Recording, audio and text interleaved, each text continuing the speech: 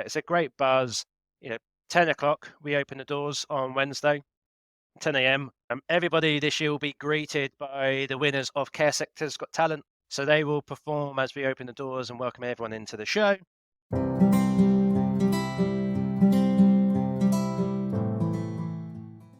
Hi, and welcome to the Chasing Care podcast. A bit of a special edition, I have to say, because what we're going to talk about is the Care Show in Birmingham that's coming up on the 11th and 12th of October.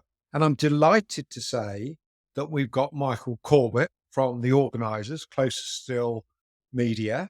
And before we get going and ask him a few questions, I can see on the website it talks about over 200 suppliers there, 75 plus CPD conference sessions, 7 different training zones, and 170 expert care speakers. But it says on the website that it's the place to go if you're in care, so you can improve your own care service.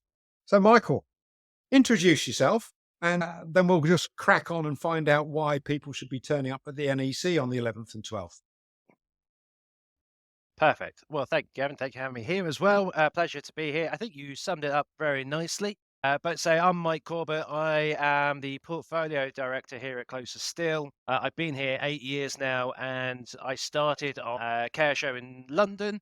We acquired Care Show Birmingham back in 2018. And since then, it's been my love and joy to be a custodian to this wonderful social care sector and deliver a show which we evolve around your needs, your wants, your requests. And it's one of the best jobs I think anyone can have is creating an opportunity for people to come together, to learn, to network. But in particular, my love for social care is everything and everybody in this market is there for others. And it's actually nice to put something on which is for them. And so Care Show this year, so it's been running 20 years in Birmingham. We've had it now said since 2018. It's our biggest ever so far. So 11th and 12th, Wednesday and Thursday at NEC. We've got a slight update from the website as well. So we're pushing 280 suppliers, and that could be anything from carpets to furniture to technology EMR systems or care plans, which is obviously incredibly important with CQC trying to move everybody to digital. We focus on recruitment, tension, overseas recruitment, which seems to be the new hot topic, and whether it's a good thing or a negative thing. There are both sides to that. And then we have a new theatre this year aimed at you as individuals and in particular managers. So your own personal well-being, how to motivate your teams, how to look after yourself, cost of living has a huge impact across the show. And again, that's on you as individuals, but also as a business, but also for the residents and the families of those you'll be in your care. So we've tried to cover everything, and we work that education campaign based on last year's results. So coming out of the pandemic, there was a lot of focus on infection prevention and what the future might be. Last year, we saw things kind of settle back down to some normality, if I can say that. Where again, that focus was on how do we reignite the business? How do we grow the teams? How do we improve culture? And that's kind of what's echoed into this year. And so we've got effectively 10 theatres covering huge amounts of content. And the way that we work it are what those needs were. So technology is a huge area. So we've got suppliers talking, we've got care providers talking about their onboarding process. We've got kind of conversations about what the future holds. We've got the kind of conversations around the benefits of using technology for your finance or your HR, not just in caring. So we try to cover everything for everybody who works for a care provider. We're in technology as well. We are very lucky and fortunate. We've partnered up with Guided Innovation, who are a online company who are launching something called Care Tech Guide, which is to help every care provider who is thinking about launching and adopting technology, or who might have some tech and want to do some comparisons to what else is on the market. They're offering a concierge service at the show. So as a care provider, you can head up to them. They've got a great team on the site. And you might go up to them and say, for example, Mike, I'm looking for a new EMR system, but I just don't know where to start. And so they would kind of talk you through your needs, what you want, and they can offer unbiased recommendations, introduce you to those exhibitors, or what talks are good to go to. So we hope we've covered tech in a big way at this year's show. The other areas we said briefly talked about Manchester Theatre, a new launch for us, which is great because again, we sometimes focus on improving the business element, but we can't forget about your team. And again, that's one of the things we really, really wanted to highlight this year. Without your team, there is no business. And that team is responsible for those in your care, but actually you need to teach them how to manage down as well as manage up. So culture is a huge topic for this year's show, and something I'm personally always a keen advocate for is how you kind of look out for each other. So that's got to be key. Our business theatre, again, is always an interesting one for us. It's those, if you're launching a new business, we've got something that covers there. We've got elements that cover franchising. We've got ideas of best ways to motivate, say, your teams, the best way to drive revenue. So marketing, a lot of talk on how to best market your business, whether it's through doing exciting podcasts like this, whether it's you use TikTok, YouTube, Facebook ads, newspaper ads, what works, what doesn't work. So we kind of cover lots of those topics, but with real life case studies. New for this year as well, we've dipped our toe into out of sector speakers. And by that, we've got Virgin Atlantic and Microsoft coming to talk. And the reason that they're coming to talk is they both work in, well, so obviously Virgin in particular, work with stewards and pilots who have long hours, and how they use technology to manage not just the rota, all those other kind of soft skill aspects that go into it, and HR systems and how they've done it, and if there's anything care can learn from them as well. So we've tried to dip into some other markets where we hope it's not just social care talking to social care. Again, something that's quite new for any of the care events we've been working on, but also around in the sector, which we hope is a good appeal. And then always my favourite, and what makes Care Show very, very unique to any other care event, is our real focus on build, design, and architecture. And the reason I love it is because the stand holders that we have are very unique. It's an incredibly good looking show, and that's covering the amount of furniture, indoors and outdoors, carpeting, lighting. We've got a great business joining us this year who's doing personalized furniture. And by that, for those who may go through dementia, they can actually put photos of loved ones on the back of furniture or on lampshades. And the idea of that is triggering conversation and positive memories. So there's just so much going on that covers everything, and so that's our kind of core focus really for this year. Core focus. It's, as you said on the website, it's a 360-degree view of health and social care.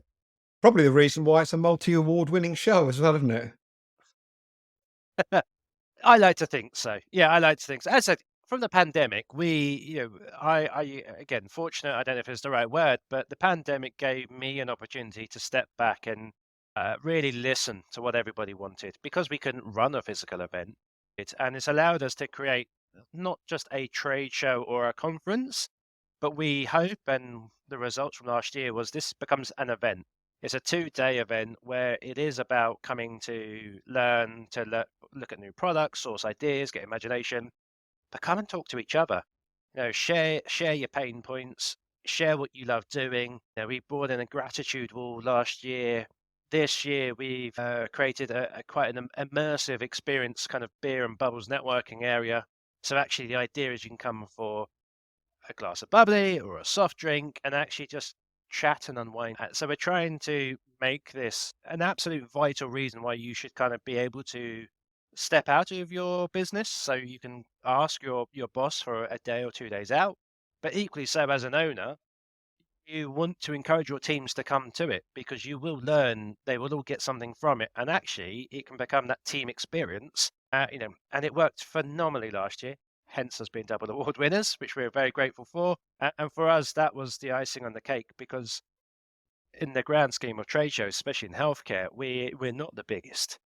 We still got big growth plans, but it was nice to be pitched against these kind of behemoth events and the intricate focus and detail and what we wanted to achieve to make us different was absolutely seen. So, kudos to the team. Pressure's on for this year, though.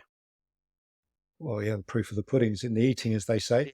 How many visitors are we expecting to see through the front door, do you think? And give me a So, profile of the people that should be coming. who this show is ideal for? I mean, is it business owners? Is it operations teams? Could it be care workers? Could it be people interested in buying care services? Paint me a picture as who should be there today. It's a very good question. So ideally, the care show is for anyone within domiciliary care or residential care, whether that be kind of respite, kind of your standard care home, whether it's a nursing home. The idea is that we have content aimed for the owners, whether that be saying acquiring new businesses. We have focus for senior leadership teams that would cover HR and finance and marketing. But our kind of next core focus and the community element comes from that kind of registered manager level. Registered managers have a huge importance and influence within the sector, and so a lot of our content is aimed for them. So those are the main people that would come to visit the show. However, we are open to everybody within care. So if you're a care worker looking to progress, there are absolutely companies there who can help you with that, and there are some talks about your own personal progression path. So we're happy with them. We've got quite a few people this year who are looking to launch new businesses, in particular in domiciliary care. So actually, again, if you're looking to get into the market, we're happy to welcome. For a kind of a slightly newer trend that we're seeing is there is some interest from unpaid carers as well this year. Although it's still a tiny bit of the market, we want everyone to be together. So again, it's nice to see actually unpaid carers want to be part of something bigger as well, just so they can, I guess, not feel as alone sometimes because you can as an unpaid carer, but also to know what else is potentially on there in the market in terms of wearables and those other kind of monitoring systems. So it's predominantly that senior level, but we don't alienate. Again, this is an event for everybody. We are anticipating about 3.5 to 3,800 unique delegates this year. So there's a good community that's in there. It's a great buzz. 10 o'clock, we open the doors on Wednesday, 10 a.m. Everybody this year will be greeted by the winners of Care Sector's Got Talent. So they will perform as we open the doors and welcome everyone into the show. An interesting point that you made about unpaid carer, and I'm absolutely on your side here in terms of the thought process that this is an ideal show for them to come to, particularly when trying to understand what they can have. They may not be very well supported, and by coming to a show like this, certainly looking at some of the technologies that are out there and methodologies that the professionals use could be of some value to them. So I would recommend anybody that's an unpaid carer, and we hate that phrase, don't we? But Yeah. anybody that is not getting paid, but feels that they could find some form of support. I think this is an excellent opportunity for them to find out what could be available to them. So it leads me on to another question that I have. We've talked about the business owner. What about things like local authorities, the NHS? I mean, do we expect those people at the show? Should they be coming? So they do. It is an interesting one. So obviously, with the introduction of ICBs and ICSs, there is a big push to have social care involved much more on that level within the NHS. And there are some regions that is supported. And so there is a bit of interest from the trusts and from the ICSs coming to the show. In terms of content heavily focused towards them, it's less so because otherwise you can really start kind of confusing the messaging. However, there are again some talks on localized areas where that kind of network and integration system is working well. So again, what can they learn from that? So there is an element to it. Local authorities absolutely should be at the show from that side. One thing I haven't talked about yet is we've launched the retirement living show within the care show this year. And the retirement living show is aimed at these new retirement communities that are being built up. And in particular, that's an area which has been of huge interest to local authorities because it's a much larger footprint that covers a kind of self-contained area and focus, which is of very much interest to what they're trying to do in terms of offering more care as well. So local authorities are absolutely at the show, and there's a benefit to, again, delegates speaking to delegates from that side. And so that's personally why I love doing exhibitions and trade shows because you could be sat down at the cafe going through the show guide, someone will ask to sit next to you, and then the conversation will spark. And and that's how those relationships are born. So local authorities will be there. Again, there's not a huge amount of content aimed at them, but they are integral, especially when you're looking at funding and reducing bed blocking. You know, they play a key pivotal part in it. So there are absolutely some talks that are relevant to them to be part of as well. I was speaking, not yet published, but I was speaking to William Flint, that's very successful in running 3 outstanding domiciliary care businesses, but also has a piece of software, Pairly.com. I'm not pushing that Yes. particular software necessarily, but it was innovative in my view, and I hate the word innovative, by the way. I think I saw it in the Care Talk magazine 6 or 7 times. Everybody's innovating. I'm not sure that's actually the case. I just think they're doing the same thing, maybe a little bit better than they did in the past. But he was talking about the communication that his software develops between NHS, local authorities, and the providers, and therefore, again, I think this type of show is really a showcase of technologies that could work on both sides of the coin. So if you are listening in, anybody from the NHS or from a discharge team or from any local authority that can't go into the office because they won't let you back in, and you're sitting at home thinking, I'd like to meet a few people, come to the Care Show on the 11th and 12th of October and learn a few things about how providers can support you better and make their skills known to you better in order that we're all unblocking the problem along the way. Gets off 100%. soapbox. 100%. As I say, that again, when I first joined Close Still and got introduced to this world, there was always one of my first dreams or goals was to go, can we be a part of that, connecting people? And innovation, I kind of agree with you in some capacity of that. It's a term used a lot, and innovation has to be quite exclusive. Yet everyone seems to be doing it. But there is some kit out there which is working really, really well. But it's our job to help scream and shout about that. And there's always been a bit of a difference of opinions. Again, I work on healthcare shows as well, from a CCG at the time, trust into ICB, or where that all links up. And there's this big difference that social care is still this little sibling to this beast. But really, without your social care, this will fall apart. And we've been trying to communicate that message for a long time. So we're open to say anyone that's on that chain to being part of it, because that's the only way you're going to get change. Yeah, we're not going to fix it in Yeah. today's podcast, Yeah. unfortunately, though, are we? But there we go. We tried. We can only We but tried. try. Yeah. You mentioned retirement living. Interesting, because yes, Yeah. around Birmingham, where I'm from, they are popping up all over the place, these big buildings. And I do Yeah. wonder whether or not they're full. But again, that's another question, isn't it? And it does worry me that people might buy into these things, and then unfortunately, when their relative passes on, they're burdened with the bricks and mortar that somebody else has got to buy. So that's an interesting one. I might sit in on the retirement show and find out what they're really thinking there. But just flipping Yeah, that around, it's a in, great in it's a terms of great point. the show, you're looking at different areas. That's why I picked up on the retirement thing. Is there anything else in terms of parts of the market which are particularly highlighted at the show this time round, do you think? Well, so domiciliary is always, it has its own focus in a theatre and where the market's going. Again, pandemic changed a lot of families' feelings towards brick and mortar in terms of care residencies. To be expected, and we're seeing that shift go back, but we still see domiciliary as a growing market. It is very interesting. Most of the new companies coming to us who have a new business launching is in domiciliary. So it's interesting whether there is a market shift to it, or whether there's people who feel like it's a perhaps an easier job to or business to launch than a care home. So there's always a focus on domiciliary and what impact that's going to have. Say, in terms of bricks and mortar, that is a focus with our kind of care design theatre. I'm just jumping into this episode, which I hope you're enjoying, to ask for a favour.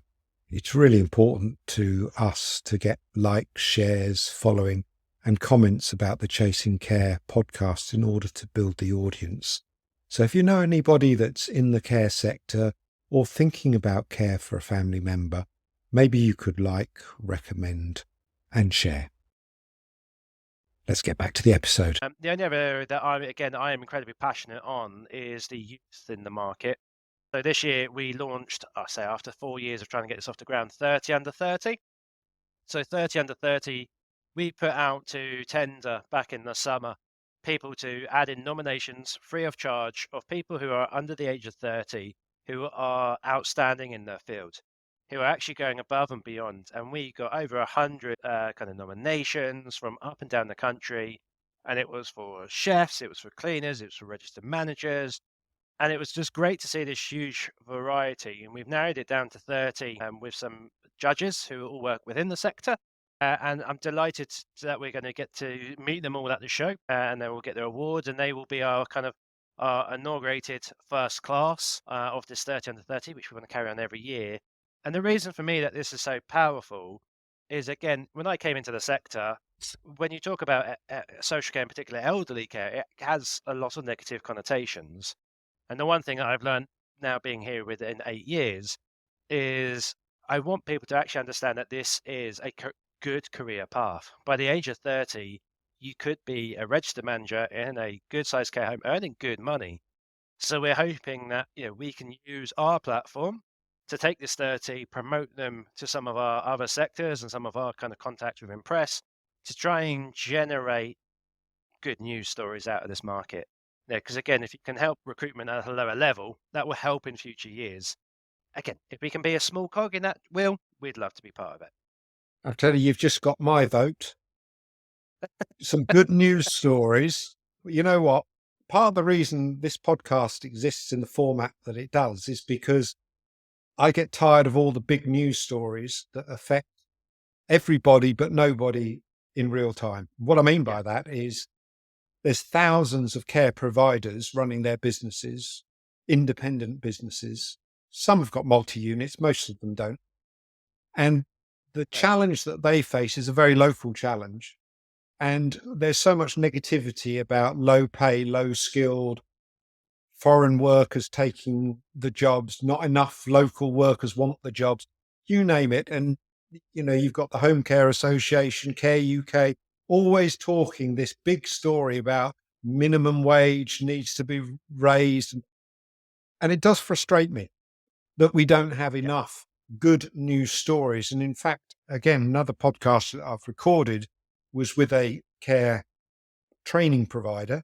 And also when I was talking to Will again at Pearly, we touched upon the question, is the industry a career? And I know it is. There are challenges, of course there are, but if you are looking to deliver a quality service in your local market, you don't have a problem recruiting anybody. It's challenging, but it's not a problem. And it's about how you treat your people.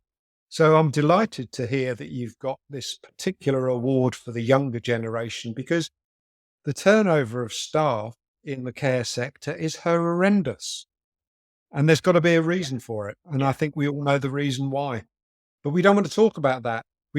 Well, maybe we should talk about it, but we need to talk about it in a different way.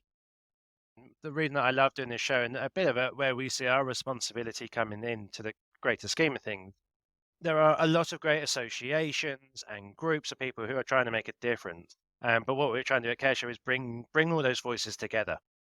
Pardon me. And we've seen some great things that have kind of started happening out of previous editions of the show. And so if we can aim a bit on that positivity, it's great. But from my point of view, again, recruiting overseas shouldn't have to be the answer. No, there is enough young talent here who don't have a job. It's very easy to go and work for a supermarket because that's kind of what you're told. That's an option.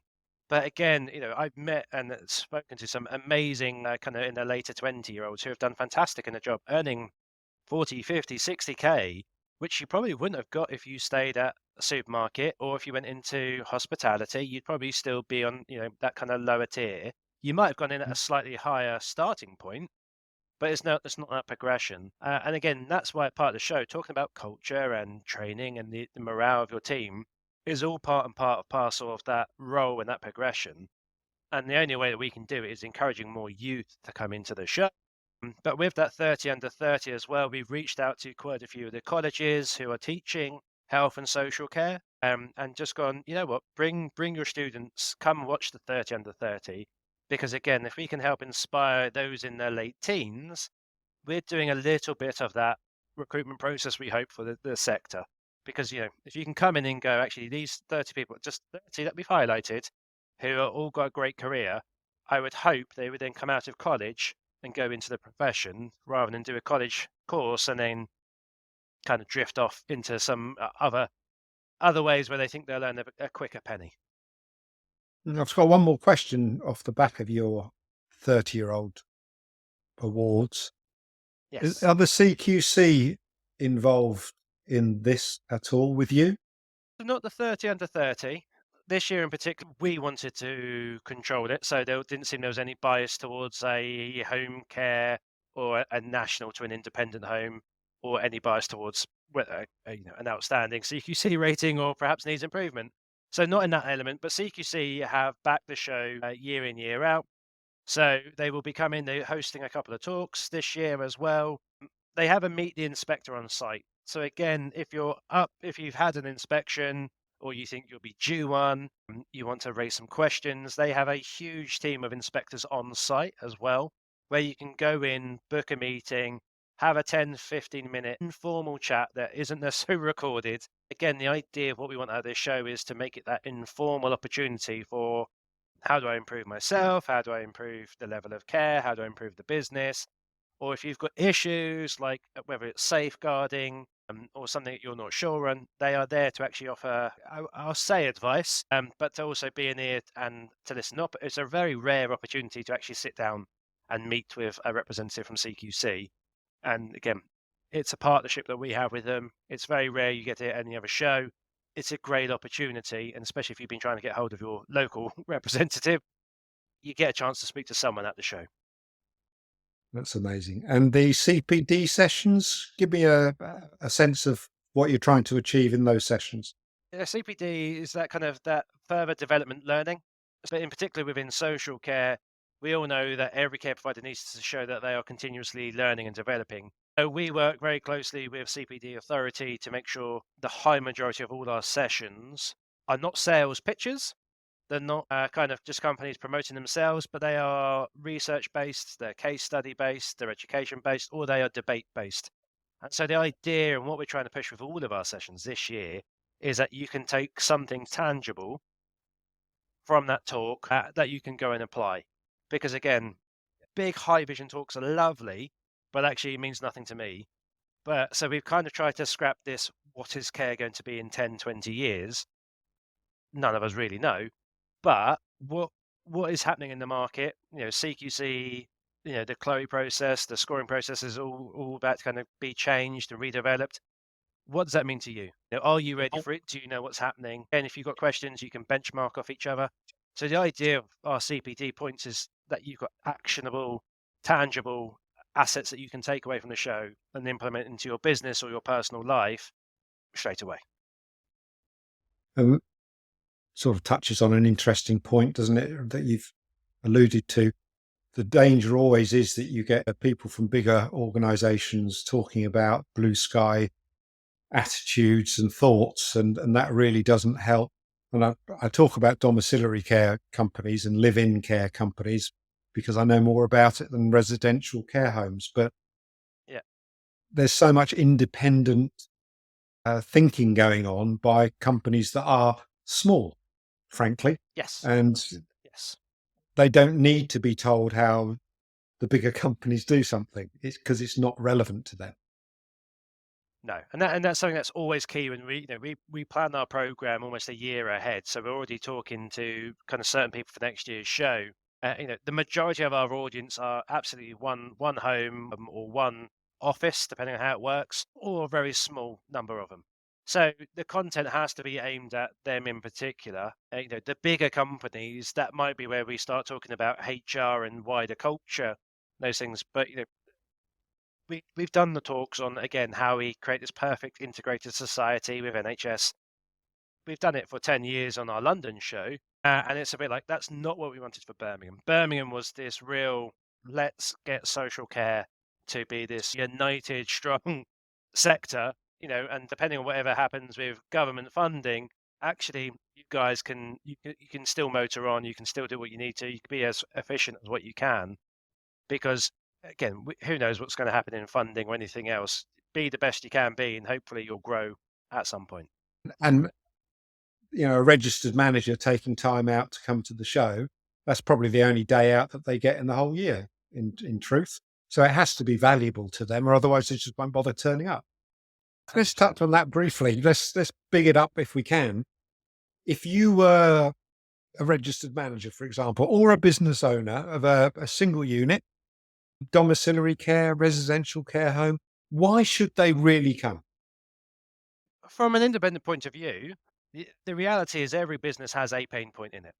And so the idea and why you'd come to Care Show, let's say it is recruitment and staff. We're offering solutions that could potentially help you, whether it's through marketing, whether that's through alternative recruitment methods. We could actually help find solutions to fill your future recruitment problem. So one day out of the office or the home could actually have a huge benefit in the long run. Let's say, you've got managers who aren't getting on with their teams. Again, we've got suppliers, we've got talks that will talk about culture and motivation and training. That will potentially help fix that problem, therefore improve your retention. The one thing we hear a lot is I don't have time and money. So time, give us a day, and we're pretty confident if you maximize your experience at the show and you go to talks and you speak to people, you'll be saving a lot of time in 3 months, 6 months, a year, 2 years. Technology, this is the best place to come and actually speak to people about the tech you're looking at. Again, recruitment, we can help save you money there.